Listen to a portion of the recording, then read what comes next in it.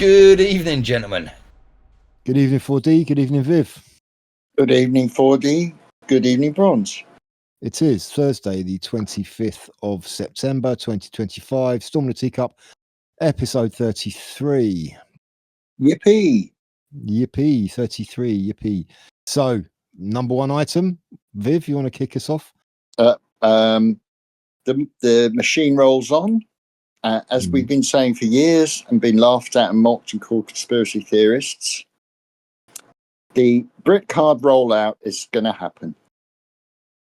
Yeah. This is a digital identity card on all smartphones, which of course already have tracking software. So the beast system is being installed in front of our eyes. But don't worry, it's for your own safety. And if you've got nothing to hide, you've got nothing to fear. Yeah, well, I mean, the framework for this has been being set up for a long time now, and they've just come out and made it official that they're going to go ahead with it. But this cannot stand. This cannot stand. And I see Farage has come straight out and gone against it. It's good. But I think he's the first one. Well, there's lots. There's going to be so much pushback on this. I mean, the government as it is are collapsing anyway. Starmer's in really deep trouble. McSweeney looks like he might have to go for this expenses thing, and without him, Starmer is just going to be kind of adrift, I think. And it looks like Andy Burnham's kind of circling to try and take over his job. So, you know, there's a lot of whether they actually be able to get to get this through is another matter. Tony Blair tried it back in whenever it was 2009, I think, and it got vetoed. Yeah, it was. It could even have been 2004. You know, I mean, I was against it then, and a lot of us people were against it then. Yeah, and it basically, like I said, it didn't manage to get it through then. I don't see why now, especially after COVID, they're going to be able to think they can get it through now. Their thinking on this is just unbelievable. They're so out of touch. And I'm just hoping that there's going to be a big enough a pushback that it will just get sunk. It'll get torpedoed. So we'll see how it goes. Yeah. So what do we do to resist this?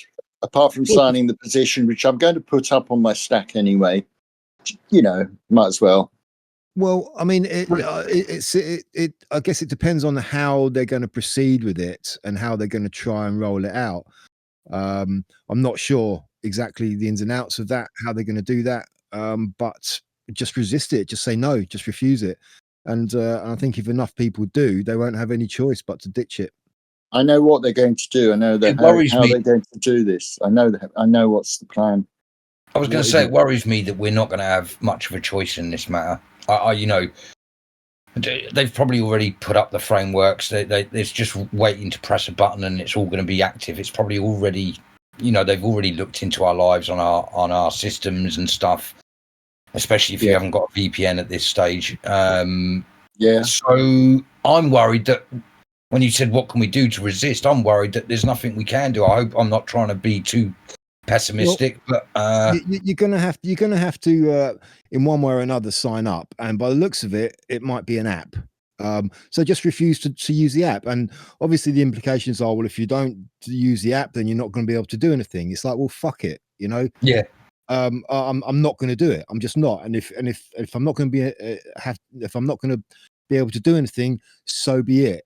And I think there's going to be many people who do the same, and it's just going to be unworkable, I think. Right. Are they going to be able to stop us getting food and water? That's the main problem. The only way they can, they can't, because the only way they can do that is if they take cash away, and they may try and do that. But as long as we've got cash, we can still do that. You know. Yeah. Well, this is getting serious because this will lead. This is the gateway. Yeah, it's the gateway to central bank digital currency and the abolition of hard cash, which is what they want. They want social credit score, social credit score, and all of that business. Yep, absolutely. So built on the back of this will be those other monsters will come in, all part of the beast system. Well, this has obviously been hammered out in all of these globalist Davos and Bilderberg meetings. They've been probably planning this for years when they'll get together. About resist what we can do. I think I know. Well, Yeah, go on. What? Oh, yeah, go on, Biff. Get rid of your smartphone. I know it's hard, but we lived before smartphones. We were okay. And buy a cheap burner phone like those 20 quid Nokias. I've got one already. And just use that if you want to talk with people. It doesn't have apps on it.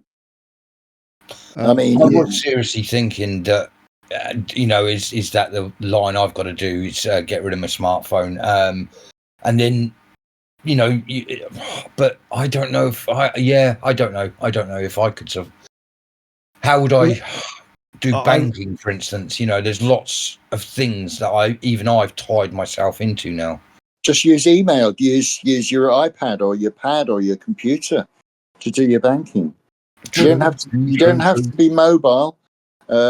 One of the main things, the reason why I got a smartphone years ago, and the reason is because of the camera on it. That's all I really use it for, and calls, of course. But just a good digital camera if you want to take photos, which I like to take photos, but I'm thinking about that now. Just get a compatible camera that will work with your operating system. Yeah, unfortunately for me, there's work implications with my phone. I need it for work. So that could be an issue for me. But they can't force me to download and install an app. No, they can't. It's not. This is like a soft fascism, soft communism. They're not going to send out the stormtroopers, but they'll send out the kindly ones. You won't be able to use the NHS if you don't have the app. Yeah, I might live a bit longer. Yeah. Good. I'm thinking. Yeah, fine, okay. Don't use the murderers anyway. And the thing is, the government already knows the percentage of people that are going to go along with this because they rolled this out with the COVID thing to watch how we all reacted, and unfortunately, a lot of people went along with it. Very true. Yeah. I mean, the insidious thing is, as well, of course, is the reasons that they're pushing it is for some reason this is going to solve the small boats and the immigration crisis. Right? Yeah, again, it's all been planned to throw that into it. Yeah, which is absolute nonsense. Anyone with an ounce of intelligence can see that's rubbish. But the thing is, right? I mean, if you kind of follow that line of thinking, it's like it's to stop people working illegally. They've got to get all the companies. I mean, that shouldn't be an issue anyway, because it's down to the companies who hire these people to make sure that people are legal to work. And so you got to get all the people, all the companies and the bosses of the companies to sign up to this. And of course, the ones who want to hire illegals are not going to do it. No. Let's not forget that when I was a kid getting a job, you had what was called a birth certificate, and that is what got you into a freaking job, because that was your proof of where you were from. So we don't need to add an ID card to find the criminals or the people that have come over on the boats. You just need to ask people to show their birth certificate. We've already got ID, Yeah. I mean, we have national insurance numbers which serve the same purpose. National insurance, yeah. And not everybody has a passport or a driving license, but most people do. Has at least one of those, so that has your photo ID on it and all your details as well. So yeah, it's a complete red herring. The reasons they're giving, it's obviously not going to be used. What they're saying. It's clearly for control. Absolutely. And for money. They've data scraped us for years. They've got all the data that come in. They've been put through number crunching, huge computers. They thought, we can do this. And sadly, the reason they're doing this because a lot of people are concerned now with undocumented illegals, economic migrants, and who knows who, because they're undocumented. They'll go, yeah, that's it. That's what we're going to do. We're going to stop them. We're going to keep tracks on them like that. Well, as if that will really help. Yeah, it's a complete diversionary reasoning, isn't it? Yeah. Very frightening times. Very frightening times. Indeed, and there are other things we can do. We can scope out, for example, shops, small shops. If the supermarkets won't let us in because some of them are introducing facial recognition now. I know Sainsbury's and Tesco's, and I'm thinking, yeah, hang on, this is pretty good because I shouldn't be using those city shops anyway. Those big box retailers, they're destroying British farming. They're just on it goes. I've got a couple of little shops around here that I shop at now. I still have to go to, and it's even worse. Please don't hurt me, gentlemen. But I go to a foreign. It's a Aldi, so I still go to a supermarket to get my veg and bits and pieces. But where I am, there's nowhere else for me to shop. But everything else now, I'm down into the little family run shops. So that's it. Well, I think we all do a bit of shopping in the supermarkets. It's convenient and there's certain things you can get in there that it's hard to get in other places locally. But I think as long as we kind of restrict ourselves to doing that as little as possible. I mean, I'm starting to buy more and more stuff from my farmer's market now. Yeah, and less from the supermarkets. Yeah, so every little bit. If you can get to farmers markets, do that. Support your local farmer. Absolutely, they badly need our help. Yeah. Yes, that as well. It's a double whammy with the farmers markets. Yeah. This could turn out to be good, It could, in a weird way. Well, this could be like a just another wake up call, as if this country, well, it obviously does need some more, but this could be another huge red pill, which could really get more people activated. The Great Awakening, it's still happening, it's still going on. I do believe it. Yeah, it could be a good thing. You're absolutely right, mate. Thanks. Yeah. And you know what? I mean, this current government, they're probably not going to last till 2029, and it certainly looks like Farage has a very good chance of getting in at the next election, whenever that may be, the next year or two. And I know we all don't trust Farage or Reform, but it's still a step in the right direction, from where we're going. It may just serve as a stepping stone towards something even better. Who knows? But I hope it's different this time, because I think, COVID really was quite devastating for me. As I say, I lost two of the greatest friends in my life, all over not wanting to believe that I believed something different to them, and I still to this day think I was right. But it's not a right or wrong. It's just what I'm going into this is how it split families up. It broke friendships up. It killed people. The amount of violence and sorrow that COVID brought. Even forget the COVID itself, but just with the two sides, one believing it was fake and one believing it was all good and do what the government tells you to do. We're going to go through the same process here, where the likes of you and I are going to be saying to people, "Oh no, this is dangerous," and these people are still going to be crazy, going, "No, you're the crazy one. What are you talking about?" And it does scare me in that respect. I've always thought I'm quite a strong bloke, but losing all my friends at the time over that really, really did cut me up. Yeah, don't worry, be of good cheer, brother. I mean, you've got your own stories behind all of it as well, and it was really devastating to all of us. So that's why I'm scared of this. This is another big one. Digital IDs. I think this is just as scary as the COVID. Yeah, it's a big one, but there's so many people now who are awake. I mean, I've got, as you know, you're part of you're kind of basically, you two are in the stand, aren't you? You're not here every week, but you're accepted as part of the stand in this town. Honorary members, yes, yeah. Yeah. So, there are people. There's a lot of people behind us. We've got a lot of people with us now. When COVID hit, I felt completely alone. I thought, oh my God, am I the only person? I'd wander around the deserted streets and think, what the actual hell, and then And then the movement grew, the freedom movement. So here we are. We're ready. Funny, we're people. Yeah, bring it on. Bring it on. It's funny. We hear a lot about how the COVID itself hurt a lot of people, but like you, just feeling alone, feeling like you were the only one that knew something, and walking around the streets, I was the only one without a mask on, and it was a really, remembering back to that time, I felt, I'm quite stubborn, so I went out deliberately without my mask for deliberate reasons, but it was really frightening sometimes. I'd look around and go, hang on, have I woken up in a alternate universe? Well, I used to think that.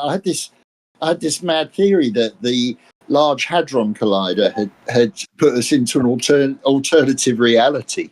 I had that one. I had that one. The Mandela. I think you're talking about the Mandela effect, aren't you? Yeah. Well, I kind of think it's like, I mean, COVID. After all we went through with COVID, I think everyone came out of that the other side, and that did wake a hell of a lot of people up. It did really did. I think there's an awful lot of people who really kind of thought, what the hell was all that about? And I think this could be the next step, the next step on that progression. I mean, there was people who resisted COVID. I think there's going to be a lot more people resisting this. Yep. And again, we're going to have all the people that COVID woke up coming around to see this, and then this again is going to wake up even more people. So it's kind of, it's like a snowball effect, I think. Yeah, totally. So yeah, I mean, it's a bit scary, and it's annoying, and it's angering, and all the rest of it. But it's just another one, part of the process I think we need to go through. And I don't think they'll pull it off like they didn't pull off COVID. Not what they intended it to be. And I don't think they'll pull this one off either. And no.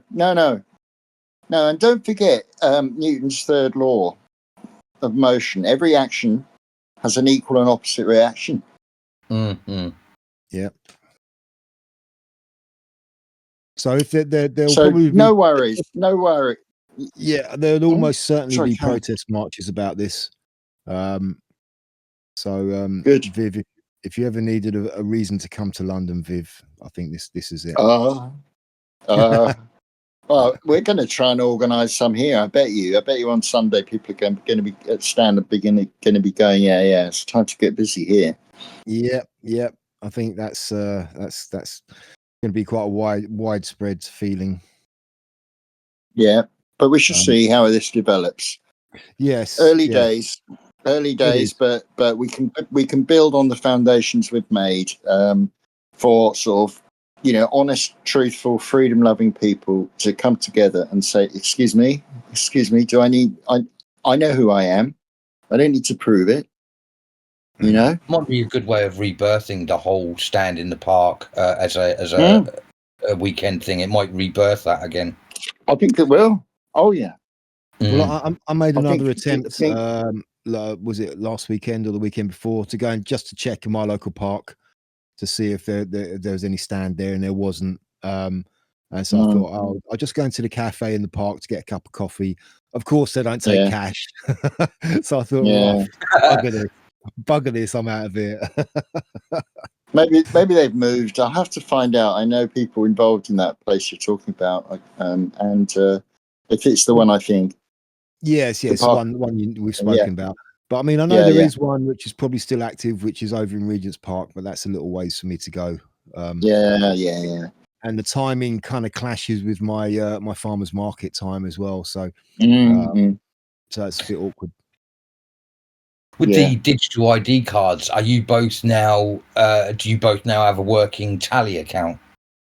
No, not yet.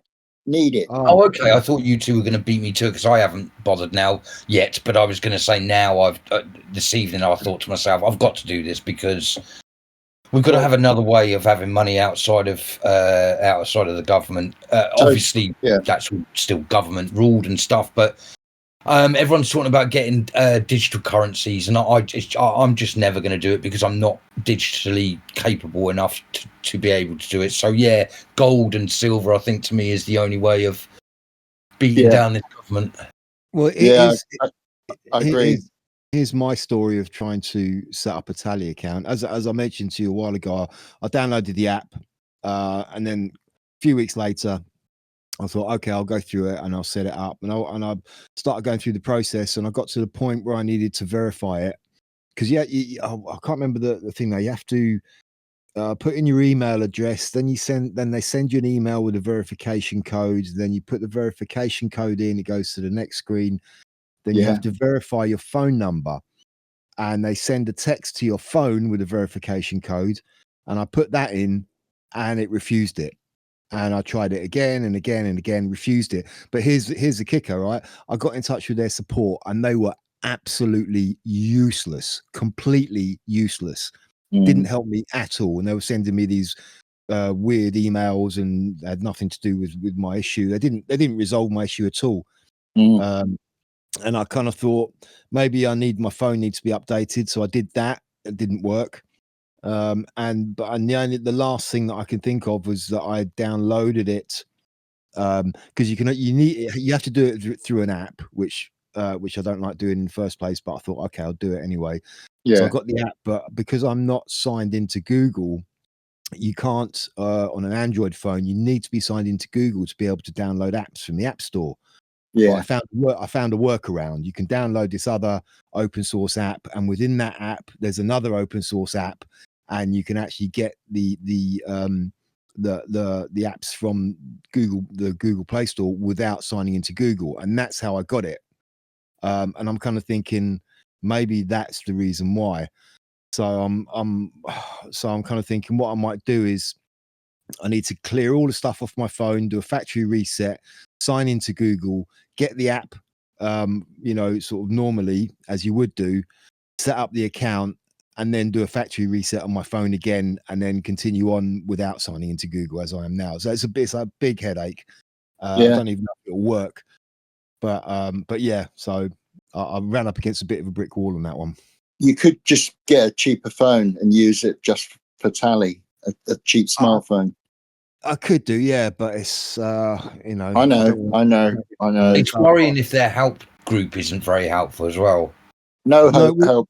No, there's not many help groups that are helpful, to be honest. No, I mean, but they were completely useless, absolutely completely useless. And the whole thing about buying a second phone is because you can actually access, if you've got an account, there's a website you can sign in now. You don't need to do it on your phone, but you do need a phone to sign up. You have to sign up via the app on your phone. Once you've signed up, then you can go to a website using your computer and sign in. So you have to use a phone. You have to sign up to make an account, to create an account. You have to use the app on your phone. Once you've got an account, then you can just use a website on your computer. You don't need to use your phone. Right, I thought because you were in deep conversation with some of the stand people who use Tally, and did they not give you advice or shortcuts or anything? No, there are no shortcuts. No, there are no shortcuts. The only way to actually create an account is via getting the app on your phone. So I need to go through this whole process now, like I said, of just doing a factory reset, and then signing into Google, getting the app legitimately, and see if that was the problem. I don't even know what the problem was. You see, I'm just assuming that's the only thing I can think of now because I've updated my phone, so it wasn't that. So, but it's a big headache to go through all that crap. So I'm going to have to take a day off and just do that. Spend a day doing all that nonsense. Yeah. So I haven't got around to it yet. I'm going to have another go and try and do that. But their support is absolutely rubbish. Well, absolutely rubbish. Even worse than you'd expect. Right. So anyway, that's my story. Are there humans talking on the support group, or is it chatbots? Oh yeah, no. There's actual real humans. I started off with you have the chat assistant, and they can arrange for someone to call you, and they did call me back, and she was very nice. The woman I spoke to, she was nice and helpful, but just completely, she said, "Oh, I'll have to escalate it." She went through the whole thing about, "Oh, can you do this? Can you do that? Can you?" And I went through it all, and I said, "Yeah, I've been through all this." And then right after about 45 minutes, she said, "Okay, I'm going to have to escalate it." And I was like, "Okay, fine." And then I never heard anything back from them. Yeah. Apart from some weird misaddressed emails from them. It's very common to say that in call centers, to escalate. It's this magic word, and a lot of people go, "Oh, thanks."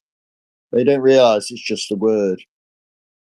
Well, they do have different levels of support, and obviously the first line of support are the people who just run through a script for the basic stuff, and you're going to get that.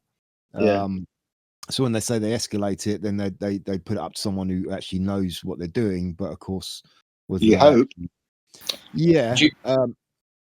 Sorry, go on. Do you guys know that optical illusion where you've got 4 stairways and they all link into each other, but none of them go up? Do you know Escher? That's Escher, isn't it? I think that's what we're talking about when we talk about escalating. It's a never-ending bullshit. Brilliant. Yeah. It's Escher's famous staircase. Yeah. Good point. Good point. Yeah. So I have to steel myself for that. I'll get round to it eventually. It's on my list. To-do list. Such a pain in the arse, all this, isn't it? It is. Yeah, it is. Katie Hopkins has got a lot of pains in her asses going on at the moment by the sounds of things. Hasn't she been arrested or something? Yeah. What's she done?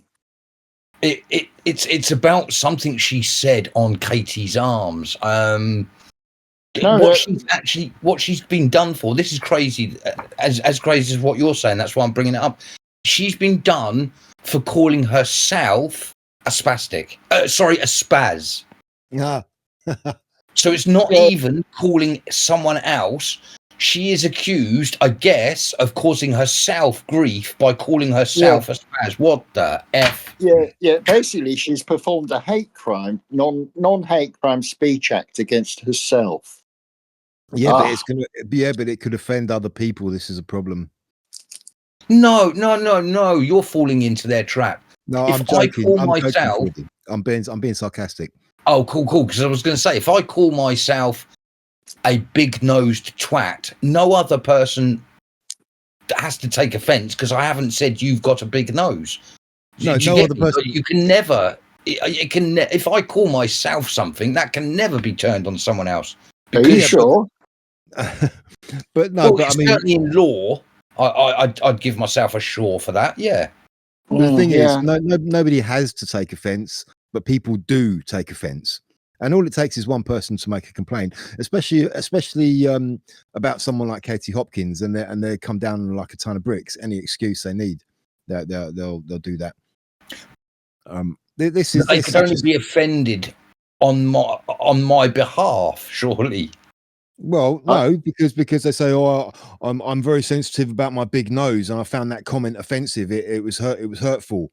Yeah, but they could even say that's an anti-Semitic stereotype of Jewish people having having distinctive noses. Well, if anybody says that, then they're the one being anti-Semitic stereotype. They're the ones making stereotype. Yeah, I know that, but even so, we're not living in an age of rationality. Yeah, but maybe I identify as a Jewish hook nose. Yeah, well, maybe you do, but there are. I know, but even so, I don't think all Jewish people have got hook noses. By the way, of course you don't. I know that. But it's just. I mean, it's like Life of Brian when they go around calling someone big nose. That's the point of that joke. That's the whole point of that joke. If anyone's watched Life of Brian, and Life of Brian, it brought it out. I'm a Christian. I'm not at all offended by Life of Brian. Not at all. Do you know what? It's funny you bring up Christianity because last week we briefly said something about the Book of Enoch. And I swear that all of our AI knows what we're talking about because on YouTube, in my feed for all week this week has been nothing but Enoch stuff. I don't know if other people have noticed that there's a lot of Enoch stuff coming out recently, but I have. Yeah. and actually, it was quite nice to revisit it because I only briefly kind of looked at the Book of Enoch, but I've looked into a couple of things this week, and it's been quite interesting, actually. Yeah, it's Anunnaki, isn't it? Anunnaki. Yeah, well, that may have been because I noticed under when you posted last week's up on your YouTube channel, somebody commented underneath. Somebody left a couple of comments, and they mentioned mentioned Enoch in their comments. So that yes, I just saw that. So that may be where that came from, because I don't think I've not seen anything about that. So I don't think it's specific to our conversation here, but it probably just got picked up from that comment or the YouTube well, video. funnily enough, that's not the. I use a different account to go through YouTube. Funnily enough, but either way, it doesn't matter. It was just really interesting. There was it's very interesting. You're quite right to bring that up. Yeah. A lot about and again, I beg your forgiveness because I don't know that much about the Bible, but from this Enoch point of view, a lot of it seems to be about before the whole before Adam and Eve, and it's more about how God was fighting more against like the Leviathan and the Behemoth, massive creatures that sort of ruled the stars and the ground and the sea. Very more Genesis type. After that I know what you mean. It's yes, yeah, and it even talks. You could even perceive it as not God starting the universe, but restarting, and the whole 7 days of remaking the universe, as opposed to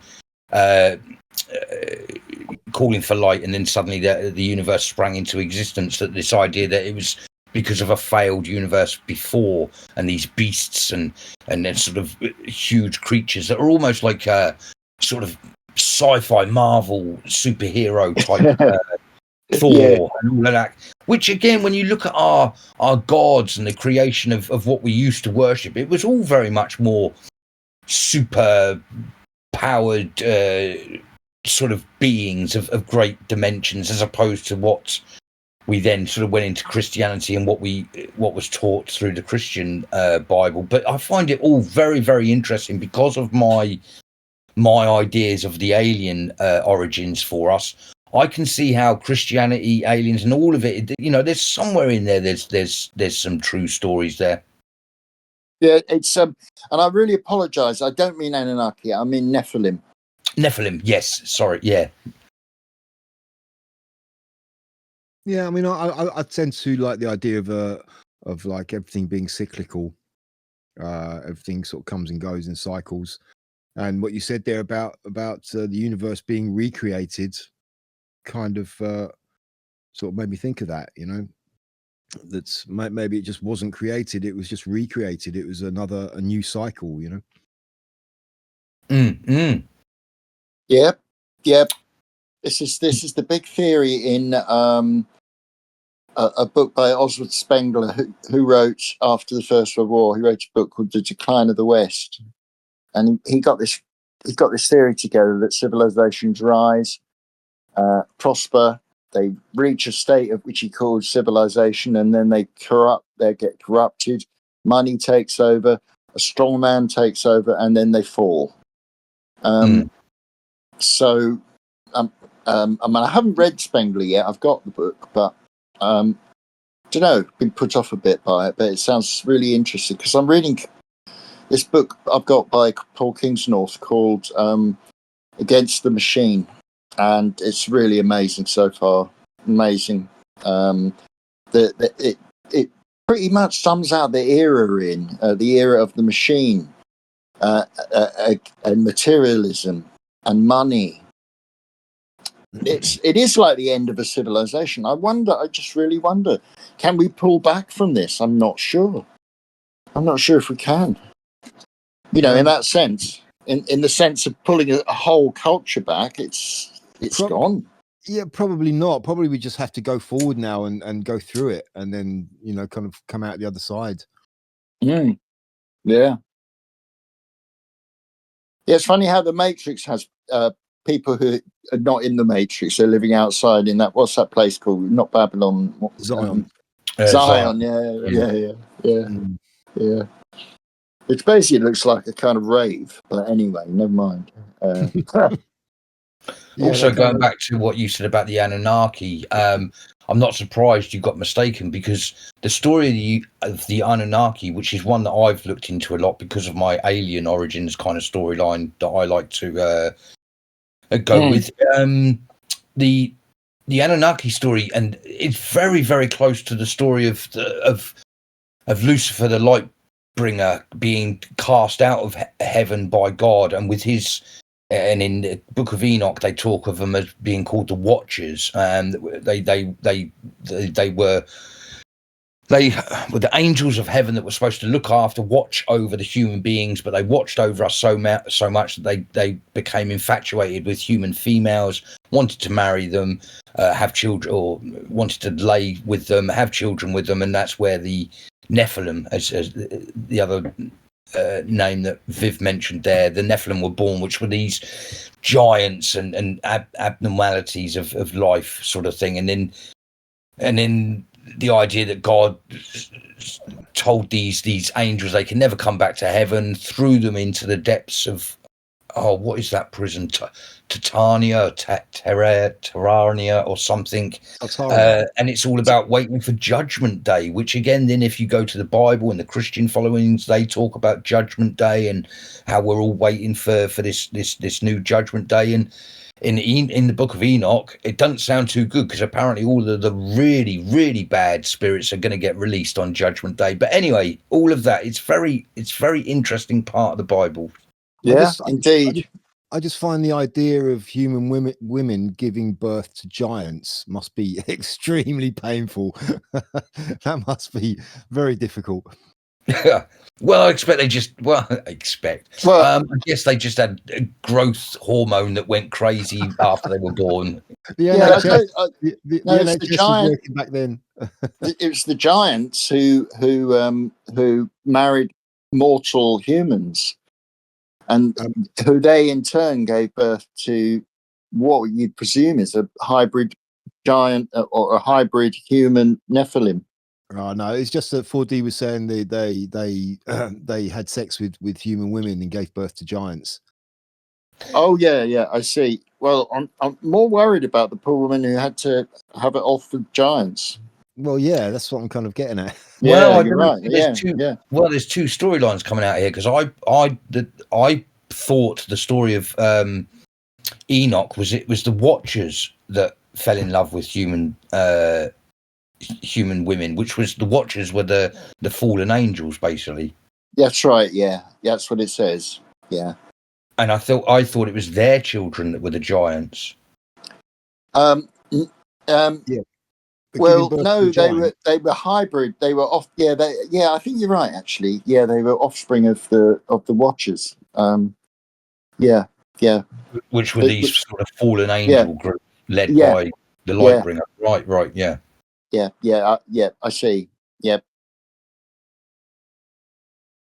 And that's where we get because those angels were sort of, one of them was of lust, one of them was of war, one of them was of so what we would class as the negative sort of or the 7 deadly sins, I suppose. Yeah. Get it? Yeah. Wow. I mean, all this stuff, this mythology. I'm getting more and more interested in mythology. Because that's what cultures and civilizations are built on. They're built on myths. They're trying desperately to build new myths. But they're not really working because they're not founded on essentially they don't have a sacred origin. It's this whole idea, the new stuff. Oh, you can choose your own identity. Right. Well, they don't have a spiritual aspect to them. No, I mean, all of the myths that everything's been built on has a divine aspect to it, which makes it sort of otherworldly, which in a way gives it some kind of credibility. If you know what I mean. Well, it gives a power to myth. mythology gives a power, and it can also be fairy stories as well. Then that falls into like Cinderella and Red Riding Hood and Bluebeard and all that. These are kind of weird myths that have fed into the culture, but they're all based on something. If you don't have anything to base it on, if you're just making it up as you go along, I mean, you wouldn't. If you were truly grounded, you wouldn't have an identity. You wouldn't think about your identity because you'd already have one. You wouldn't consider your identity. You'd only think about it when it's under threat. The civilization or the cultural identity is under threat. And then if you're unmoored and adrift from that culture, then you're going to seek your own identity. But it's not going to be based on anything solid. It's just going to be based on feels and what you think and your personal beliefs, which don't lock into a wider culture as such. Well, I mean, it's about verifiable truth. If there's a myth which cannot be verified, then you can run with that, But if it's something like you mentioned, the gender thing is like, well, there's verifiable biological facts to that, so it's not. There's no realm of kind of like, oh, maybe not. It's just like, well, no. But the people who are cast adrift from the collapse of the West they are making up their own. They're kind of making up their own myths, but they're not based on anything like such as, I know I go on about Little Red Riding Hood, but it's a warning to young girls about wolves dressed in sheep's clothing, about predators. Be careful, young women. Yeah, but they're so easy to see through. They're so easy for people to say, "Hold on a minute, no, I can tell that's absolute bullshit. I don't need to be mesmerized by some kind of mythical idea that there's some possibility it could be true, because I can actually see it's not based on anything like that." Yeah, it's a moral fable. It's a moral story. It has a moral at the end. It's one of the things that when people say to me, what do you mean you come from an English or a British culture? And I often say things like Sherwood Forest, Robin Hood, and the Knights of the Round Table. They're all myths. I don't think, if there was a guy called Robin Hood who fired a few arrows, that will have all been what it is. But I love the story of Robin Hood, and it defines me as an English person. What does that mean? I don't think it means anything. It just means because there was no. Sorry, it means a lot. It means a lot. It means a lot, but what I mean, it doesn't matter if it's real or not real, or it's a myth, or what, or even if it has a story. You were saying about Red Riding Hood and the reason for it. I don't think there's a reason other than don't pay your taxes to the horrible sheriff. But it's more of it's a battle cry. It's a kind of, that's what you are. You're English. You're peasants that revolt against the Rottingham or Sheriff of Rottingham. Yeah. Well, but they're great stories, aren't they? It's a moral. It's like a moral fable. Another one is St. George and the Dragon. That was almost certainly didn't happen, but it's not about whether it really happened or not. It's the moral of it, and it's the magic of it as well. It's the sheer magic of these old myths, that take you up, and myths are not, they're not necessarily real. There may be elements of reality in it, of course, but they're sort of hyper. I don't know. They're pumped up sort of versions of reality.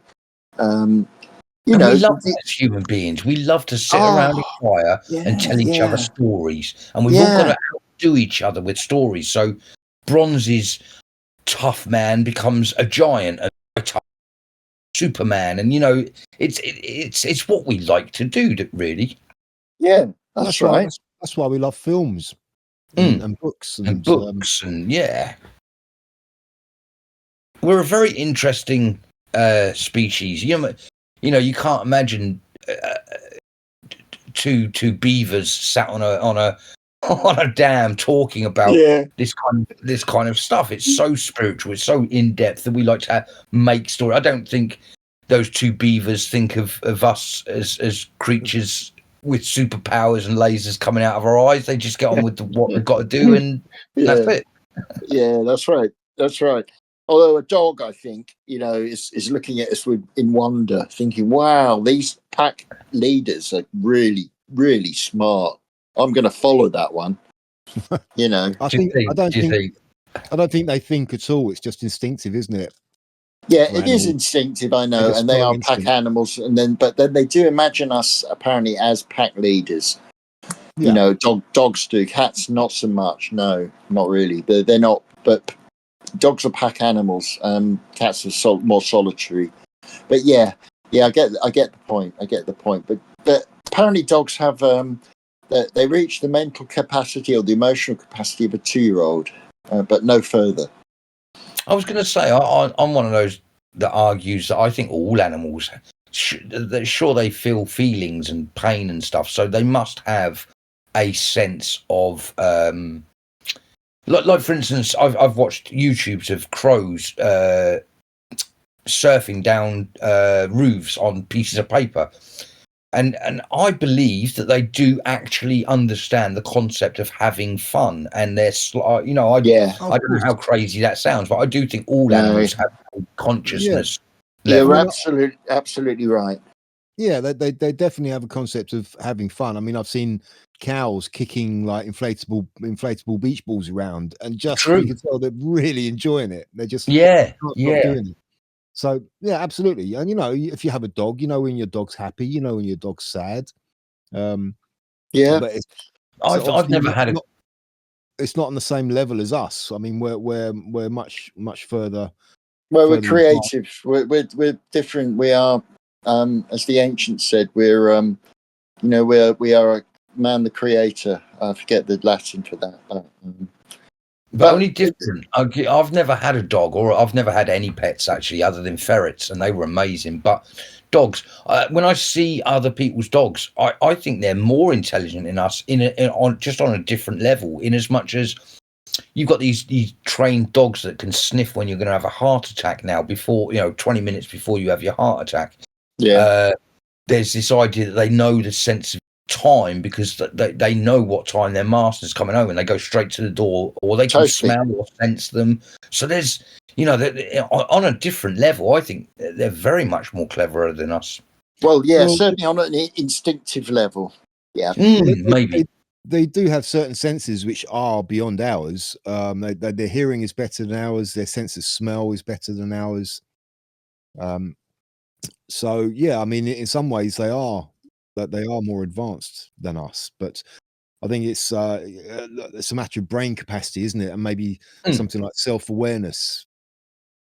Yeah, consciousness. Yeah. The gift and the curse of consciousness. My cat used to wait. I'd come back and I'd often wonder about this. And it was even this is not regular when I go out as well.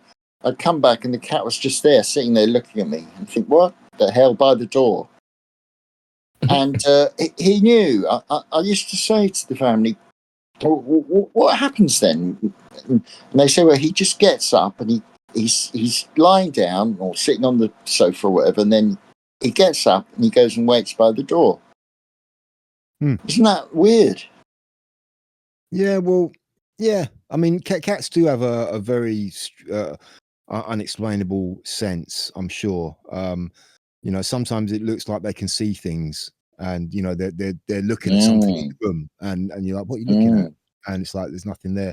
I mean, when I was a kid, we used to have a family dog, and my dad was her master, and she could tell when he would be coming home from work, because she could hear his car at the end of the road, right? And she knew the sound of his car.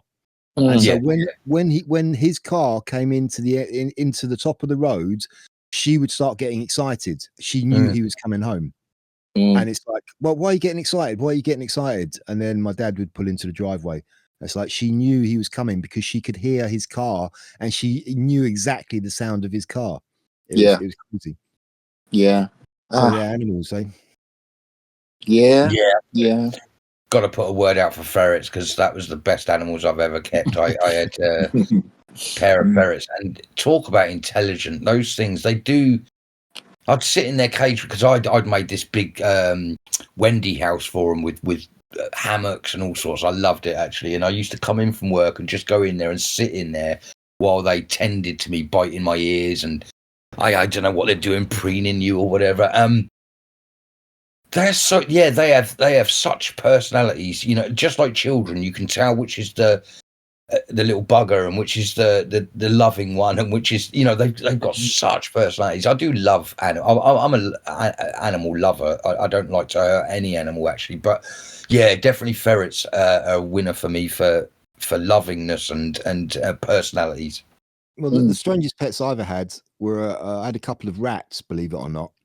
Oh, they're pretty nice, apparently. And they were really intelligent. Rats are so intelligent. And both of them had personalities as well. Once I kind of got to know them a bit, you could tell they had distinct personalities, and that they were very cool pets, actually. I know kind of rats is a bit of a weird one, but I know someone here that has 2 rats, and in fact, the worst part I think about rats is that they die so frequently, and she has to get a new one and get to know a new one each time. But no, she has great stories of her and her rats. Yeah, I mean, my rats lasted 2 or 3 years. I didn't, it's not something I wanted to. I didn't want to get more rats, but they were fine as pets. They were quite funny at times as well, but very intelligent. They were intelligent, absolutely. Yeah, I'm just going to the small room. Sorry to just quickly. Something's nagging at me to clear up the whole Nephilim thing. The Watchers, as you rightly say, they came to Earth. They saw the beauty of humans, and they produced then the Nephilim. And a lot of people sort of say that's the people. I've heard their name come up in many conspiracy theory stuff. The Nephilim are aliens. Nephilim are, we've just said, there's certainly something that people think we're fighting still. Yeah, I think Anunnaki are more of the alien side, and the Nephilim are the fallen angels. Sorry, the offspring of human women and fallen angels. So I think that basically, that's the essence of it, it seems. I'll be back in a minute. Talk amongst yourselves, gentlemen. Interlude. Because it almost goes into demigods. When I remember the Jason and the Argonauts, I think was the TV film thing. They're all meant to be half god, half humans, aren't they? Some of them are, yeah. They're all. What was that based on? Was that kind of Greek mythology, Jason the Argonauts? That's Greek mythology, yeah. You got the Medusa, which is a half human, half god, and you got the Minotaur, I think, and those kinds of ones. Animal-human hybrids, a lot of them, weren't they? The Minotaur was, and Medusa. What was she? Had like snakes for hair, I think, didn't she? That's it. Yeah. Actually, very much like the Egyptians. Theirs are all sort of half animal, half human beings. Yeah, they had a thing about cats, the Egyptians, and also the kind of the dog heads as well. Yeah, that's it. That's right. Yeah, and the jackals and the I think bird ones with bird heads as well, I think. Yeah. It all sounds very similar to what we do with growing ears on the back of rats and stuff in genetics, and it sounds like maybe we did get to a point where we were so advanced we were genetically splicing humans with animals. Yeah, that's just weird. That's just man trying to play God. I don't really agree with that, to be honest with you. But no, me neither. Yeah, a rat walking around with a human ear on its back. Have you seen that picture? Yeah. Oh, yeah. Creepy. It's not right, is it? No, it's not. Watching them grow a heart, I think, is the worst thing I've ever seen. Watching them grow a heart from a stem cell, it's very weird to me. Yeah, it is. it's playing with unexpected consequences as well. I mean, I don't doubt that it can be beneficial, but at the same time, you think, what are they actually doing? You know, what unintended consequences is this going to have? I'm not sure it can be beneficial. I mean, they're trying to obviously, produce replacement organs for people who have failing organs, but I think that's just a bit too far, if you ask me. Yeah. I mean, what price the extension of life? Yeah, I mean, we all have so much time on this earth, and when your time's up, and I think there's a reason for that. Yeah. I couldn't tell you what that reason is, but I think it's just some things you just got to accept. Yeah, of course, we're mortal creatures. Yeah, I mean, I'm one to believe that when we die, it's not the end of everything. That there is something beyond death as we know it. Possibly rebirth of some kind, maybe even reincarnation. I don't know, but I don't take the atheist attitude that we have one life, then we die, and then that's the end of everything forever. That just doesn't work for me at all. I think there's definitely something beyond this life. The whole rebirth thing is creepy, isn't it? And weird. Oh my goodness. The Eastern ideas, Hinduism, Buddhism, karma. Karma's an interesting one because a lot of people talk about karma and a lot of people believe in karma. But we also say that life isn't fair, okay, which it isn't. Life isn't fair. So karma, if you believe or take seriously, if you take karma seriously, then surely it's got to go beyond just one lifetime. It can't just be, because karma doesn't always work out for everybody in one lifetime. See, I think it's a little like superstition, where, as I've said before, I don't really go with superstition Friday the 13th. I've always kind of had decent Friday the 13th. So I think I then make myself not have bad luck. So I think it's the same as that. It's kind of, if you think you've been done out, you just will be done out. Does that make sense? Yeah, it does make sense, but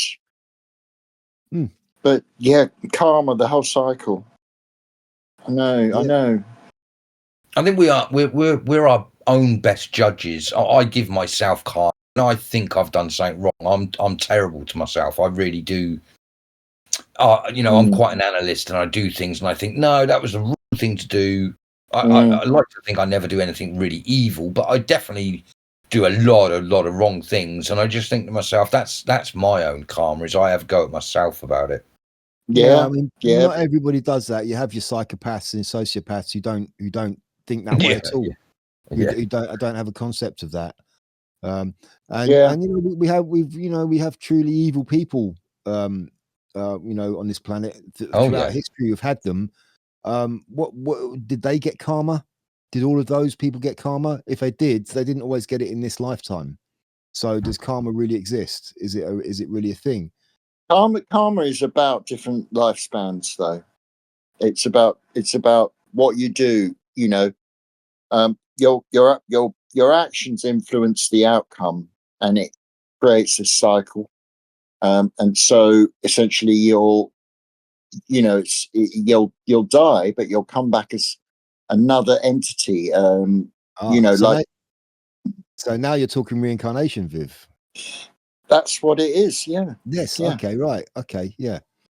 Right. So because the samsara is the cycle of rebirth, and you keep on coming back, and you need to release yourself from that in order to ascend to some higher plane in Hindu and Buddhist thought. Yes, that is Buddhism, basically, isn't it? It's a cycle of reincarnation. Is, yeah.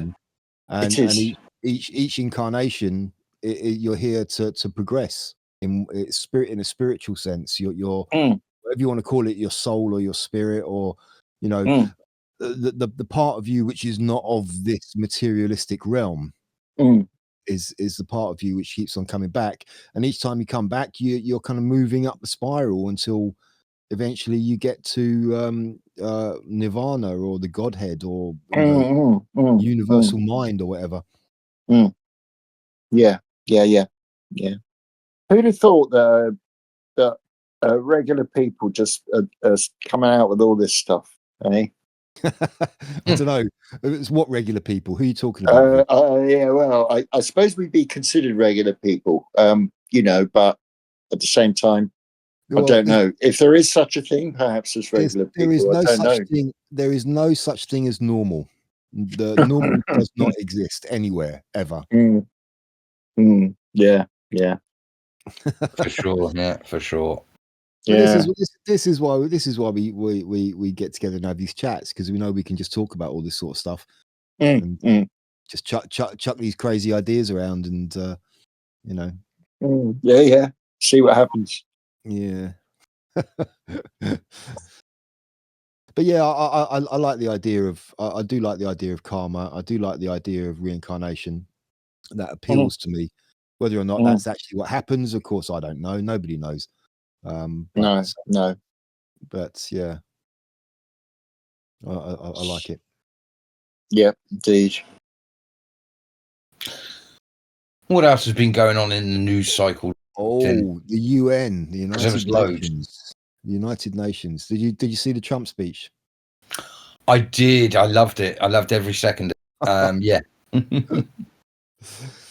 Yeah. Yeah. He tore strips off them, didn't he? I thought it was very interesting that in the United Nations, on that small stage time, that period that he had, he still mentioned the London mayor being the worst mayor in the world. And I think yeah, go on, sorry. No, I was going to say it's funny and that, but I think that's really important. Again, he doesn't say things for no reason. There was a reason why that was brought up at that powerful time. And I'd also say apparently he was only supposed to 15 minutes, but he rambled on for 45. Yeah. Now that's cool, because they usually cut people off. So they certainly don't cut Daddy Trump off. No, well, they were listening. Yeah, they had to, I think. But there's also these things he was talking about, like how they were trying to sabotage him, like the escalator on the way up there just suddenly stopped, and then his teleprompter stopped working, and apparently the audio wasn't working properly while he was giving his speech, and all of this stuff. It's really childish in a way, but it didn't make any difference. And he also threw a cat amongst the pigeons with his comments about Tylenol as well. Yes. Now that's interesting, isn't it? That's really done something, isn't it? Do you know? Of course, you know this. Tylenol for us on this rainy island is called paracetamol. Yeah, paracetamol is what we call it. Yeah. Which has been around for donkey's years. That's been around as long as I've been alive. And it's quite funny, because I mean, when I was a kid, and you might have a headache, and you'd either take either aspirin or paracetamol. And now he has come out and said that pregnant women shouldn't take it because it causes autism. Which and everybody's, I mean, even this government came out and said, don't listen to him. Is this, I think it was Wes Streeting, wasn't it? Is he the health secretary? I think, I don't know. Yeah. But he came out and said, don't listen to him, blah, blah, blah, blah. There's no evidence for it. Whereas, funnily enough, I think it's back in 2017, Tylenol, the company themselves, actually put a statement out on what was then Twitter saying, we do not recommend pregnant women to take our product. They actually came out and said it themselves. Yes, indeed. That's quite right. Yeah, they did. So, I mean, one of my kind of contra, that my oppositional things, if someone like Wes Streeting, who is a murderer, basically, who should really be in prison for what he did during the COVID slaughter. If he comes out and says something's bad, I'm going to think, hang on a minute. I'll look into, maybe I'll think the opposite. If he's telling me the quack scenes are good, then I'm going to think, no. If he says that that paracetamol is good, I'm going to think, no. Why are you pushing this? What do you know about this? You know, Well, yeah, I mean, is from a this government, is the part of the whole killing regime? yeah, I mean, You know? any statement from a government which has got a proven track record of lying continuously to us, if they come out and say don't trust this or don't trust that, all of a sudden I should start trusting the government now, because even though they've lied continuously to us. Of course not. Yeah, no, of course not.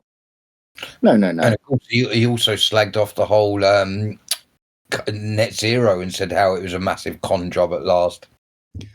Oh yeah, he hit all the right notes, didn't he? Net zero, mass immigration. He really went heavy on that. How it's just destroying Western civilization, which is quite correct. It is. So yeah, I mean, he smashed it. He smashed it. Yep, interesting, very interesting. What else? We can't criticize Palestinian flags anymore because this country has now recognized Palestine as a state. Yep, So that's right. Everything's solved. Gaza, everything, it's all solved now. Done. Can't worry about that anymore. Done. Yeah. It really, I think to be honest, I think the Stammerführer is in line for the Nobel Peace Prize. Wonderful work. Well, it was not just the UK, but Canada and Australia also did it at the same time. Yeah, Nod. That's a very big nod to Five Eyes there, and also Portugal. Portugal did as well. Yeah, Portugal will support Britain because it's their oldest ally. Yes, but also it kind of says it gives out a message to Hamas saying, yeah, you know, your all of your terrorism worked, essentially. Well, I suppose so, indeed. I don't support either side. I know that's controversial because I don't see a solution to this. You know, it's just going to go on and on and on for millennia. Well, if it lasts that long, if the world lasts that long, it'll go on and on. You know, they're such antagonists towards each other. I just can't see any solution. Yeah, maybe two state. Is that going to work? That's the idea. They're running on that, aren't they now? 2-state solution. That'll work. Yeah, they just hate the hatred runs so deep now that that's what I think. Did you resolve? Did you hear what that high-ranking Russian general said at the same time from Russia how to solve the world's problems? No, go on. He said it would be very easy to solve the world's problems if we just realised we should nuke London. I just want to Whoa. Yeah. Genuinely, some high-ranking Russian general said the answer to the world's problems is to get rid of UK off of the face of the planet, and it worried me a little bit. Yeah.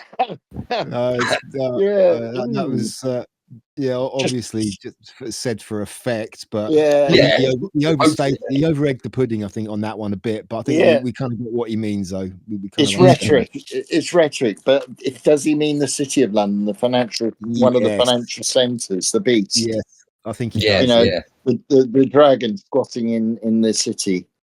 Yeah, maybe. It's rhetoric, though. Of course. It's very important that the whole Fabian society has been coming out, last couple of weeks. I think again, it's very important to the story of what of the horrors that we've been doing for the last however long.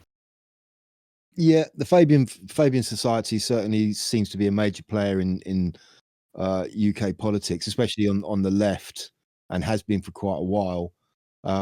But that kind of begs the question: who's behind the Fabian Society? Mm-hmm. I'm sure the buck doesn't stop there. As I say, UK Column have dug into this, along with groups like Common Purpose. There's loads of them, actually. What Fabians are interesting is that because they're of course they're aligned with a certain part of the left, but the whole thing is about incrementalism, about taking things slowly. When you're a politician, you've only got really 4 or 5 years to do anything, to actually achieve anything. But if you're incremental, if you're behind the scenes, if you're putting change agents and placemen and women into important and prominent roles, then you can carry on behind the scenes forever. It's incremental. You're slowly building up to what you want. Yeah, Yeah. and this is what it's all about, isn't it? Yeah. Well, I mean, I think you know, it's like they're probably one facet of the what you might call them, the cabal or the deep state, you know, and and they are by all accounts slowly but surely being taken down, which is probably why things are getting so crazy now, because it's like a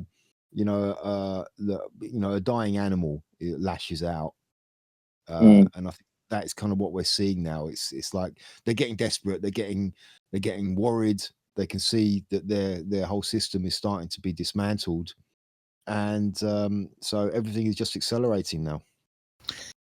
Is it Andre Walker? Is that his name? I think he was saying how the Fabian Society's been around since at least the 1800s. Yeah, Viv, do you know when Fabian Society was first emerged?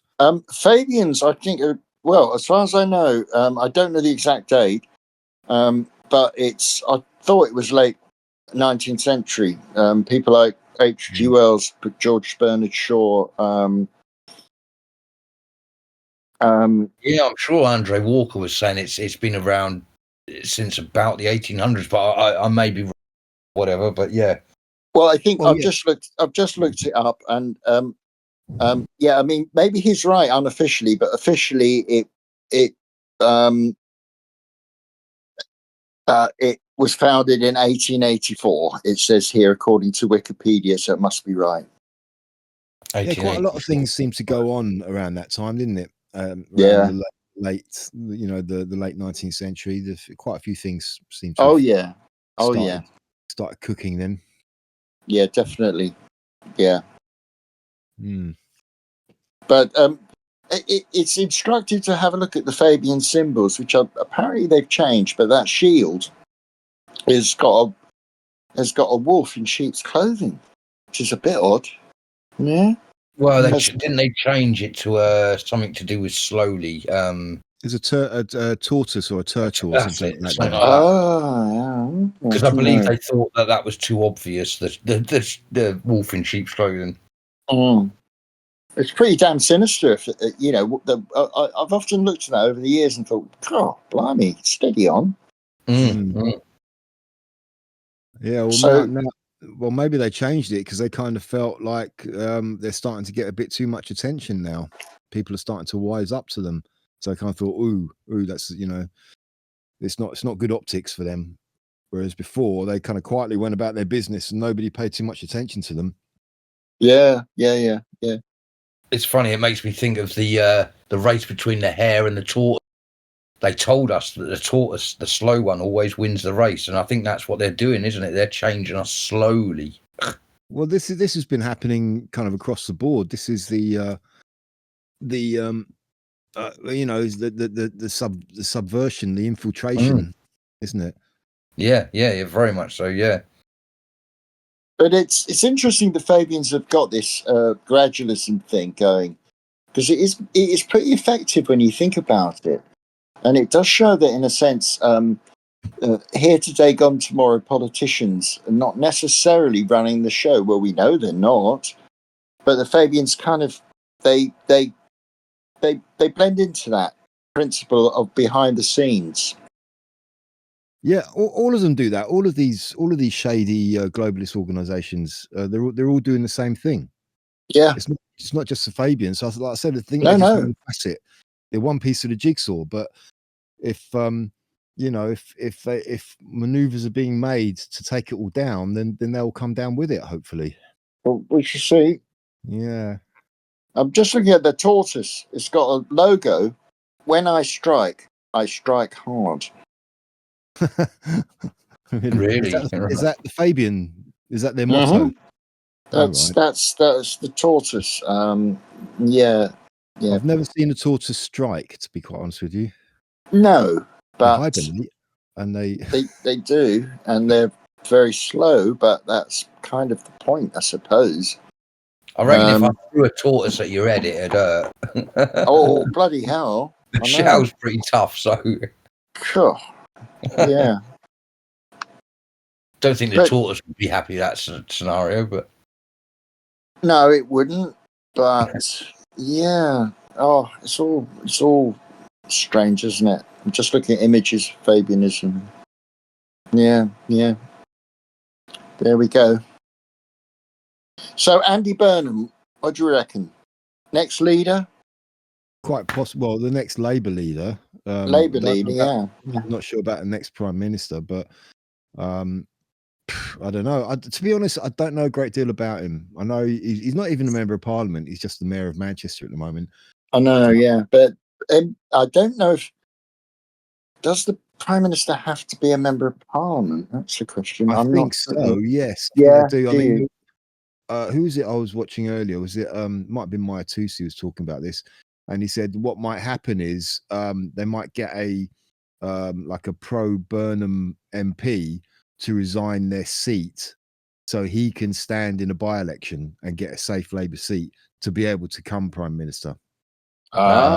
Yeah. Which would be really funny. It should be really funny if they did that and he stood at a by-election and lost. That would be hilarious. Yeah. Considering how unpopular the Labour Party are right now, choose their safest seat and lose it. Yeah. Yeah. Do you know that's not a far stretch to Bronze? That's not too far out of reality, actually. That would be just so funny if that happened. That would hilarious, and then we'd be stuck with Lammy. Oh my goodness! Remember when we all were saying about how funny it would be if Angela Rayner was, but now it's not funny anymore. It could be freaking Lammy, yeah. Yeah. Yeah. And anyone who criticises Lammy will be a racist, you see. So that's perfect.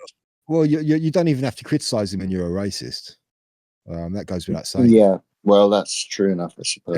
Everybody's racist as far as Lammy's concerned, except people who lick his ass. Yeah. And never forget, he thought the child of Henry VIII was Henry VII. Yeah. Well, yeah. He was, wasn't he? What's wrong with that? Yeah. Well, the seventh is less than the eighth, so obviously his kid's going to be a seventh if he's an eighth. Yeah, that's right. Yeah. Especially if you're living in counterclock world when the clocks time moves backwards. So yeah. What I suggest about the Mr. Burnham is have a look at Raja Mir. He's big on Burnham. Check out Raja Mir's videos. So he talks about Burnham. Yeah, what does he say? Burnham is a paedophile protector, according to Raja Mir. Another one. Oh my god. Yeah, because So he's what would you call that? What do they call it? A paedophile ally. Yeah, because the grooming gangs. He was perfectly relaxed about this. He covered it up basically. Many did, but Burnham. I mean, who in these constituencies didn't? Nobody stood up. Nobody tried to stand up and call it out.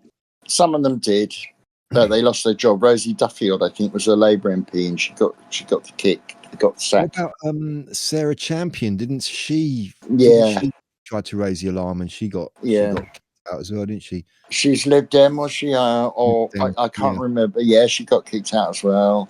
I mean, it doesn't really matter what the political labels we give them anymore. You know, it's just the Uniparty. But various members of the Uniparty have been in trouble from deviating from the pro-pedophilia message. That's crazy, isn't it? It's so crazy. Yeah. Makes you wonder what their private life's like. Yeah, or they're compromised. They're being threatened. They're being threatened by their puppet masters. Yeah, that's what it boils down to, doesn't it? Yeah, or they're so enthralled to the modern myth of diversity in the multicult that they've absorbed this. They've become, like if you want to fool someone, you have to fool yourself first. So it Yeah, could be that. It could be that aspect as well. acceptable losses Yeah, to achieve our collateral, goal. just Collateral collateral, damage, yeah, really. collateral damage, exactly, yeah. Yeah, and So they're only white and Sikh girls, so working come on. class and working class, don't Mostly so, yeah. mm. So, if you send your working class off to war, well, that's collateral damage as well to achieve a goal, geopolitical goals. So, if your goal is the multicult, is diversity, and is the destruction of a culture, then yeah, of course. There was a you might have seen it, 4D. I think it was yesterday on Dan Wootton. He interviewed this guy who I'd never heard of before. A guy calls himself Bruce Unfiltered. Okay, and he's apparently got quite a big following he's on TikTok and on X. And he was talking to him about it, and he was saying about why he explained it quite well about why things are going the way they are with all of this multicultural stuff and all of this erosion of our culture and society. And he said because it's all about the fourth industrial revolution, which you've mentioned before, Viv, which we are in the middle of now. And the currency of the fourth industrial revolution is data and information. Correct. And they want to bring this in. They want to bring this industrial revolution forward, but society it doesn't fit with it at the moment. And that is why they are doing what they are doing to try to reshape our society and our culture so it fits in to their idea of this fourth industrial revolution. That makes a lot of sense. It does, which explains why we've just they want to bring in this digital ID, central bank digital currency, the credit score, all of that. It does. It fits. Which I thought that was very interesting. I thought that was a very interesting take. Yeah, I think so. It's kind of it's one of my takes as well, to be honest. Yeah, I think that's part of the whole thing. I believe an awful lot of this, all just simply locks together. Really, yeah. It might seem, like you're thinking, these things that's not connected, is it? It's not connected. But Everything's connected. It's all connected. Yeah, everything's connected. Yeah. There's an overarching plan. Absolutely. Yeah. This didn't all of a sudden happen to the whole of the Western world at the same time.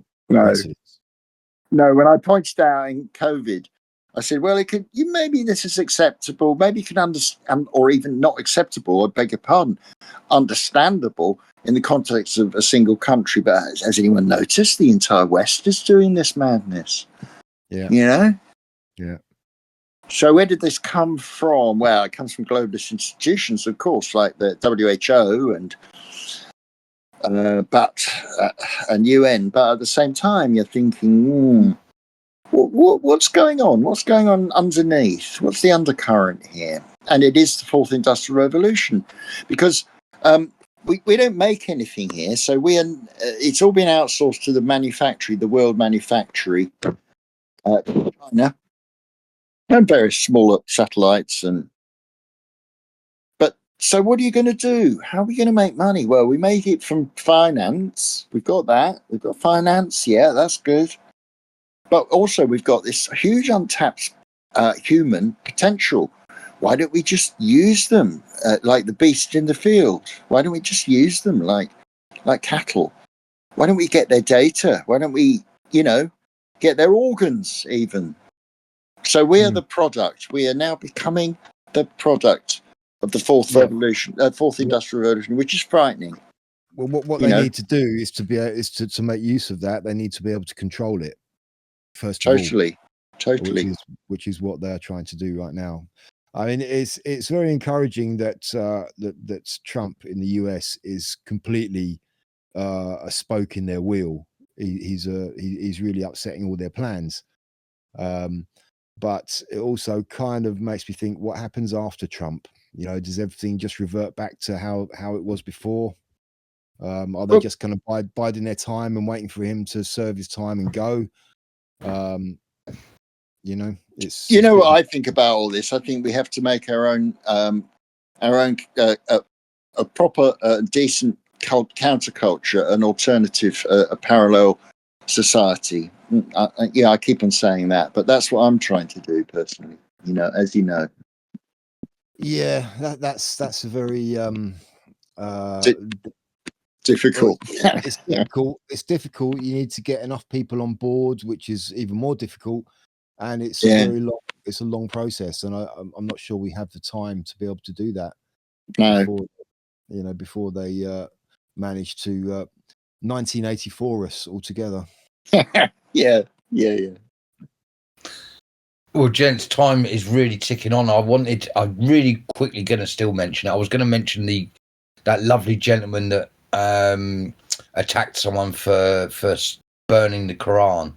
Oh, it's a horrific story. That the fact that he's just got a year suspended sentence and he's done most of his time, so he'll just do a couple of weeks at home and he's done.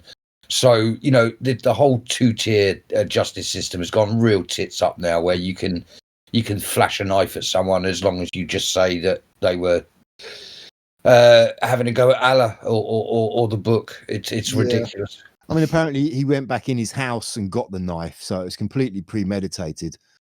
It's funny. I was actually watching that live stream when it happened, and it was he disappears for about 4 minutes and then comes back with the bloody thing. Yeah, premeditated indeed. Yeah. So I mean, these people are crazy. If they can't. Lucy Connolly went away for so long for just saying something and then taking it off. But you can go around with a knife and attack someone. It just shows how ridiculous this country's got. Yeah, well, this, once again, they're just bending over for Islam.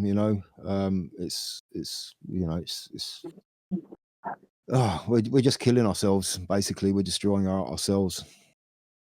Less of the we. Well, yeah, figuratively speaking, fair enough. The royal we. Yeah. But yeah. So anyway, 4D, you got a new comedian you want to shine the spotlight on, I believe. Yeah, I do. I was saying that we've had quite a few double acts, and there's still quite a few double acts of old British comedy, but someone that I'm quite familiar with, and I found him very, very funny, was Eric Morecambe. Yes, Eric Morecambe from the Morecambe and Wise. Yeah.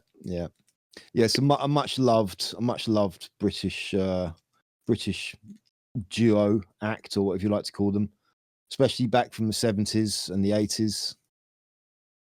Yeah, we seem to really like our duos, our double acts. Yeah. But he was very funny. He was very, very funny, Eric Morecambe. A couple of classics from him. Because funnily enough, they used to do sketches. One of the sketches they did when they were in their bedroom, and they used to, like Laurel and Hardy, they used to sleep together in a double bed.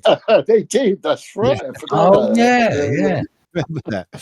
And there was one sketch they did. They used to have sort of recurring sketches on the same set, and there was one where Eric Morecambe standing by the window, and this what was it, a police or ambulance, you just hear it go past the window with the alarm going, and he just looks out the window. He goes, never sell any ice creams again at that speed. Yeah,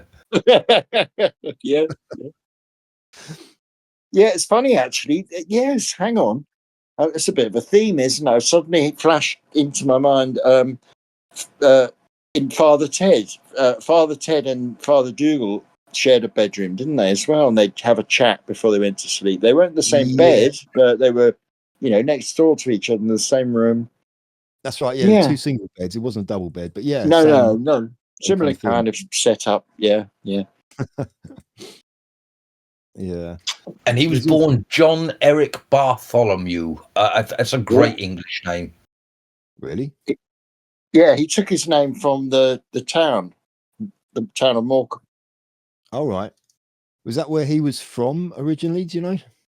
I'm not sure, but he has I think he has a statue there. Well, Not yeah, sure. the statue, I know that he- bronze bust, isn't it? I know that he used to live in Luton, and he was a big fan. I think he was actually a member of the excuse me, the Luton Town Football Club. He had some affiliation with that. He was a member of the board or something. He was a fan of theirs. Oh yeah, he was born in Morecambe, Lancashire, in England, 14th of May, 1926. All right. There we go. Right. Mm. Yeah, Yeah. nice. I didn't know that. But yeah, for our our younger listeners, if there are any, which is possible, I suppose, and any non-UK and Irish listeners, they were absolutely huge. They were Morecambe yes. wise, absolutely huge. They used to do their Christmas specials were always like the kind of one of the top viewing attractions at Christmas on TV. The Morecambe Wise Christmas specials. Yeah, I can remember it's one of the happiest memories I've got. Has everyone got a bit of phlegm today? I have. I have. I don't know what the heck. I hope I the haven't got any of hell. yours. I haven't got any of yours, Vid. You can catch that through. You can catch that through the internet, boy. It's those internet viruses, isn't it? Yeah, It's one of them viruses. Yeah, but they were huge, absolutely huge.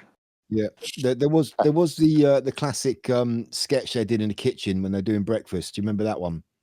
Yeah, I do very well. There was a story behind that because that was the last sketch of one of their Christmas specials, and apparently they were really stuck on finding a sketch to fill that slot, and it was coming closer and closer and closer to the deadline, and that was literally thought up at the last minute, that sketch, and it turned out to be one of their most classics. Yeah, I remember the kitchen sketch, and it was funny. It was really funny. Yeah. And Eric started his journey. He was a dancer. Apparently, his mum and dad slaved away to get him off to dance lessons. And just before the Second World War is when he met Wise. What was Ernie. Wise's first name? Ernie Wise. Sorry, Ernie. And they became friends. But then the war happened. They went off their separate ways. One of them was actually a soldier, and one of them was back here working in the mines, I think. And then after the war, they got back together, and apparently, they were a success from the moment they got together after the war. So, yeah, interesting that he was a dancer, met them before the war. Perhaps they were a dancing double act. I don't know, but then war happened, came back, and they were comedian double act. Yeah, I mean, it was a classic kind of big man, little man kind of comedy duo, wasn't it? Ernie Wise is a small guy. Eric Morecambe was the big guy. Mm. And I wouldn't say Ernie Wise was really the straight man, but Eric Morecambe was definitely the funnier of the two in their act. And he used to kind of bounce off of Ernie Wise quite a lot in the stuff that he did. Yeah. Isn't it funny as well? It suddenly strikes me that a lot of the comedians we talk about come from either working class men's clubs or the variety halls, or like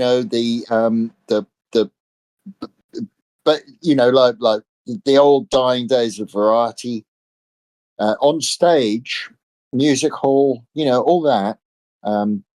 Well, I think a lot of the comedians from that era that we grew up with, like the 70s and the 80s, that was where they came from. They came from the old variety halls, the stage variety shows and the working man's clubs and this, that, and the other, because that was just the way it was.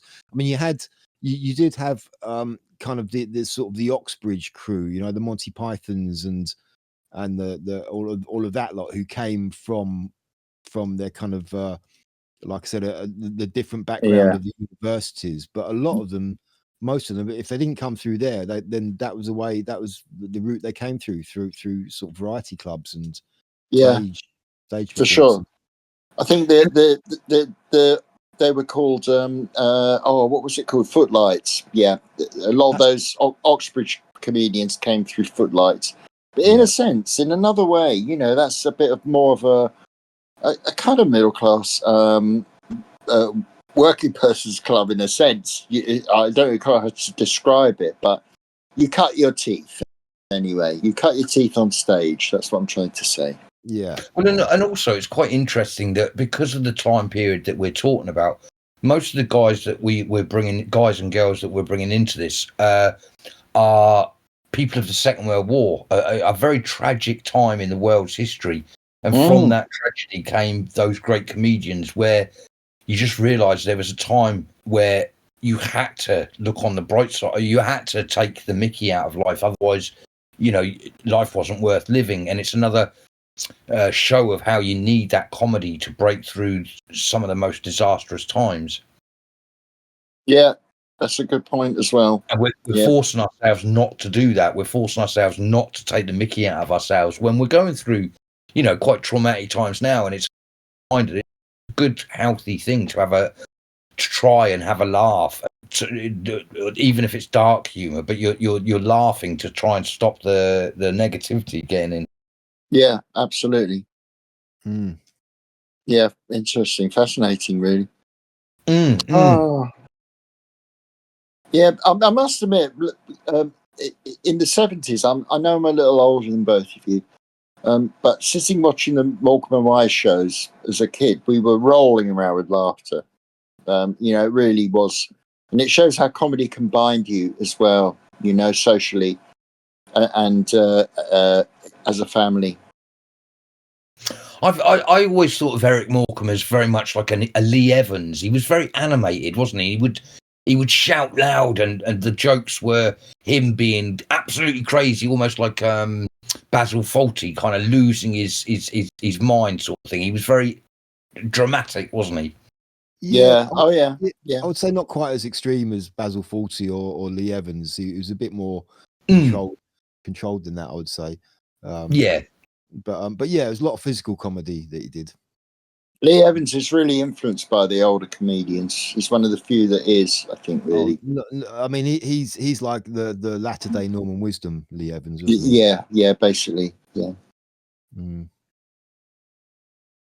But yeah, and then there is, of course, the probably one of their most famous sketches when they had the composer and conductor Andre Previn on, and Eric Morecambe was going to play Grieg's Piano Concerto.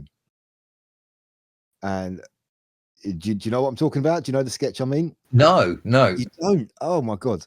And of course, you know that Eric is not going to be able to play this, right? And Andre. This one. Oh, yes, the Andre Previn one. Yeah. And they have Andre Previn on, and right from the beginning, he's calling him Mr. Preview instead of Mr. Previn. Yeah. And they have a little orchestra set up on the stage and the piano, and Andre Previn's going to conduct it. And every time he's about to start, like Eric Morecambe does something to screw it up. Oh, I think I do remember. Yeah. And they eventually get going, and he starts playing it, and he starts playing a completely different tune. And then Andre Previn walks over to him. He says, "You're not playing the right notes." And he kind of grabs him by the lapels, and he says, "Yeah, I'm not playing the right notes. I'm playing the right notes, but just not necessarily in the right order." Brilliant. Yeah. So yeah, it's a good choice, Eric Morecambe, actually. As I always say, whenever we bring up someone else, I always end up watching them over the weekend. So I'm looking forward to looking at some of his stuff at the weekend. Yeah, they used to. There was one series of their shows where they had this guy on. He was like kind of a Polish harmonica player, and he would always, at a certain point in the show, he would always kind of run on stage and start playing this harmonica tune, and Eric Morecambe would come on and go, no, not now, and he'd just push him off. And he'd always, every show, he'd try and get on thinking it's his time to play his bit, and Eric Morecambe would just tell him to go away. So not now, go away. Yeah, that's right. I remember. Yeah. Not yet. Arthur somebody his name was, I can't remember, but yeah. And they also used to do the dressing up in women, doing the kind of dressing up in women's clothing and doing these kind of sketches, stuff like that. All of that same sort of stuff. Yeah, and all the mucking around with glasses as well. Putting them around. Yeah. And the Morecambe always used to go up to Ernie Wise and slap him on the shoulders and then slap him on the cheeks. Yeah, that's right. Yeah, that's right. Yeah, because he would do the whole thing of grabbing his cheeks and shaking his face, sort of thing, didn't he? Yeah. And there'd be also when they're on stage, like almost sort of as if they're on stage in a theatre, and there'd be this big curtain, and there'd be Ernie Wise at the front trying to introduce the next act, and you see Eric Morecambe fumbling around behind the curtains, trying to find the gap in the curtains to get out. That's right. Yeah. Yeah, I don't know. The whole thing about their humour as well is it's not exactly one-liners, is it? It's more. It is a double act, but I've got a few Morecambe stand-up jokes. So here we go. I always take my wife morning tea in my pajamas, but is she grateful? No, she says she'd rather have it in a cup.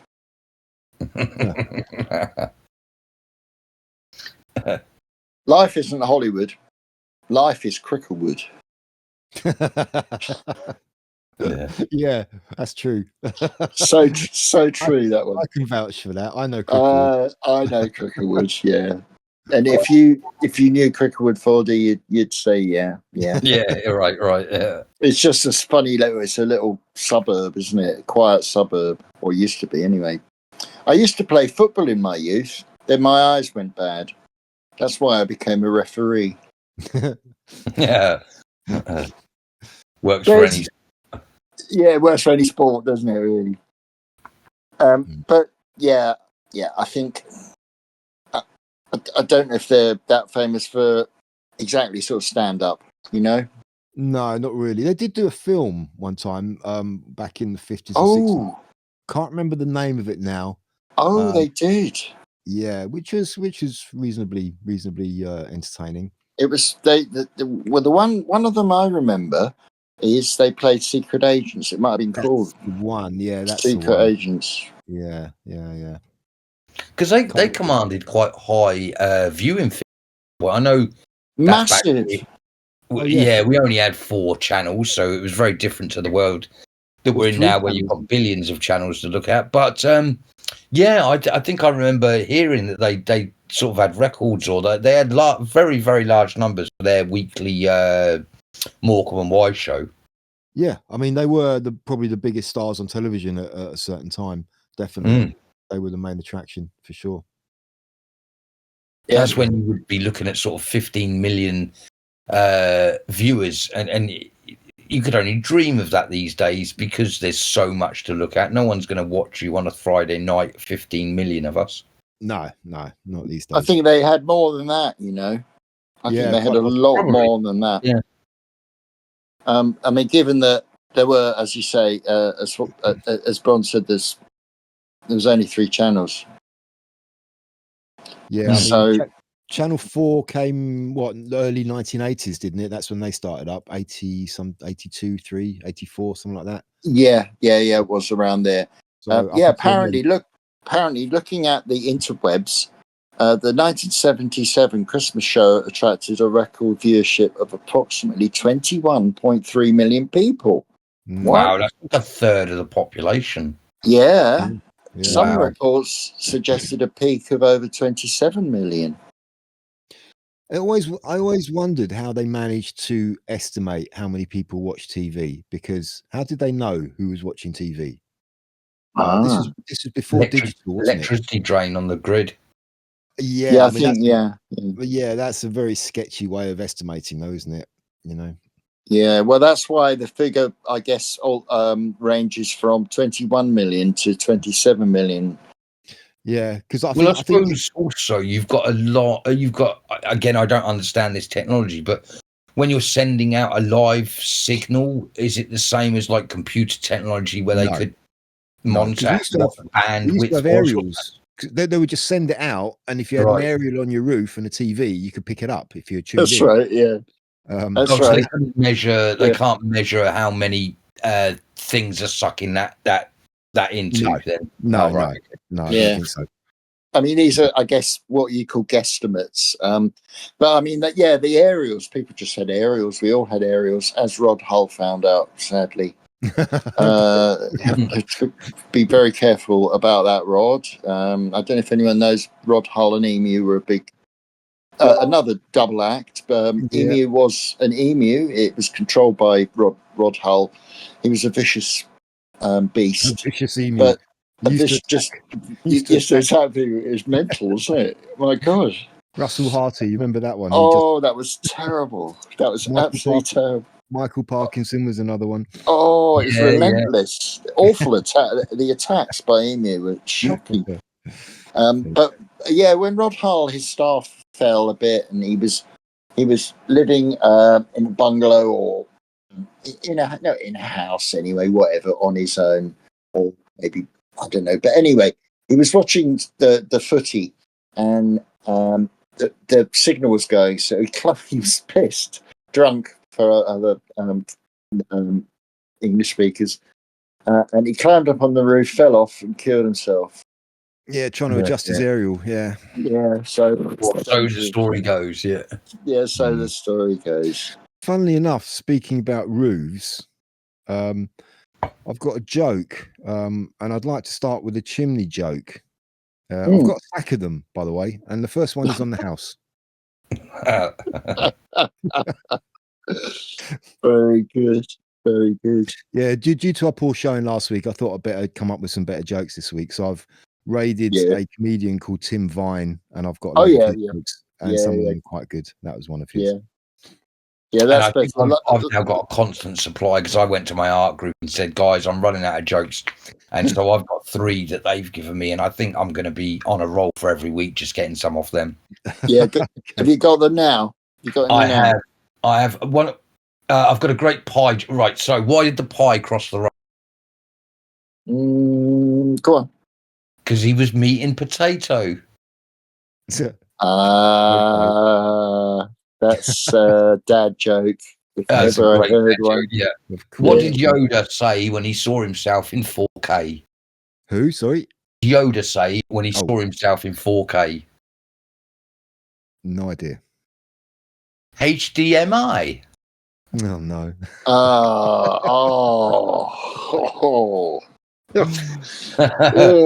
And in my last one, this one is a 2. This is a double joker, so like a double yoker. This is gonna get you twice. So, why did the chicken cross the road? To get to the other side. Yeah, of course. To get to the idiot's house. Knock knock. Who's there? The chicken. Oh no. Oh. Yeah. You know what? I think he set you up, mate. Yeah. Oh. Anyway, I did a gig in a fertility clinic. I got a standing ovulation.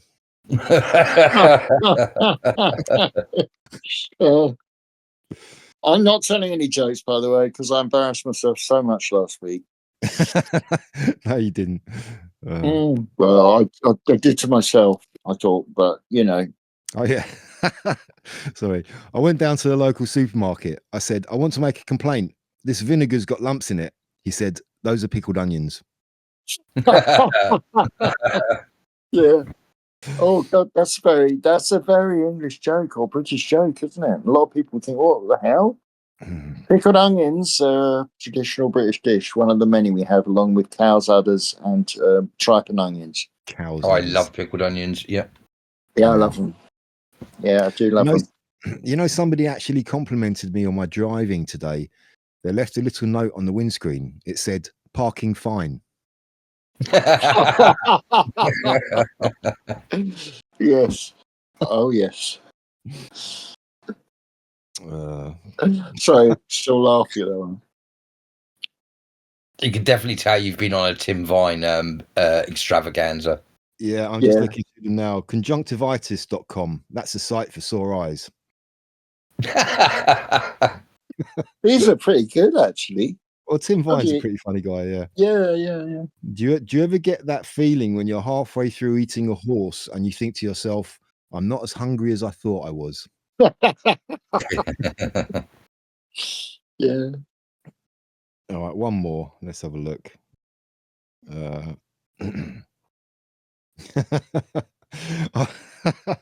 Well, I was having dinner with my boss and his wife, and she said, "How many potatoes would you like?" I said, "Oh, I'll just have one, thanks." She said, "It's okay, you don't have to be so polite." So I said, "Okay, I'll just have one, you ugly bitch." Oh, whoa. Whoa. Yeah. Well, on that apology. bombshell. It's good night from us, and it's good night from them. Oh, sorry, I had to turn off my mic. I was. Oh, that was very funny. Yeah. Yeah. Oh, it's mental, that one. Mental.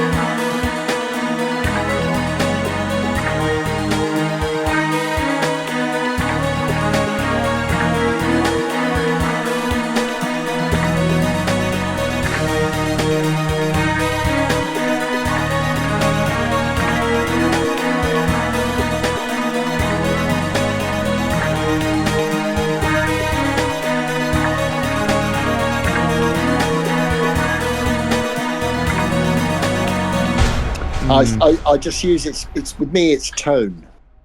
So I'll say, oh, booking.com. Yeah.